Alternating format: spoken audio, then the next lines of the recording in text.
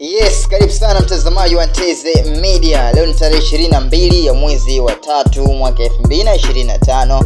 Kwanza nikukumbushe wewe ambaye huja comment, like na huja share au subscribe channel yetu Nteze Media, unatakiwa ufanye hivyo ili kuwa bora zaidi, ili kuwa wa kwanza kujipatia taarifa zote ambazo zinapita kupitia Nteze Media. Nteze Media ni yako, Nteze Media ni ya kwako muda wote. Wewe ni mtoto wa damu kabisa, sababu wewe ni mtu bora na siku zote tunakuona wewe ni wa thamani kwetu, kwa sababu wewe unafanya makubwa zaidi kupitia Nteze Media. Siku ya leo kupitia Nteze Media, kupitia nje ya box ya Nteze Media na mambo mazuri ya siku ya leo, na leo nataka kuwasilisha kwako wewe mshabiki na mpenzi wa Simba Sports kupitia Nteze Media. Leo nje ya box natazama wachezaji ambao wameenda timu zao za taifa kutokea Simba Sports Club, na pia tutawataja hapa tuone kitu gani ambacho kocha Paul Davis anatakiwa kukiboresha na kukifanya.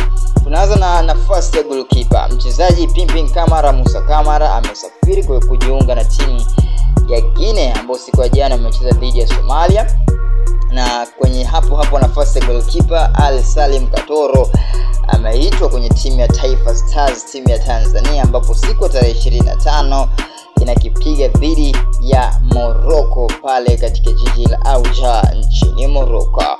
Mchezaji mwingine ni beki wa pembeni anaitwa Mohamed Hussein Zingo Junior. Kijana huyu mkali kabisa anafanya vizuri, amejiunga na Taifa Stars. Pembeni kwingine kule ni Shomari Kapombe akiwa ni beki wa kulia, pia ameitwa timu ya Taifa Tanzania.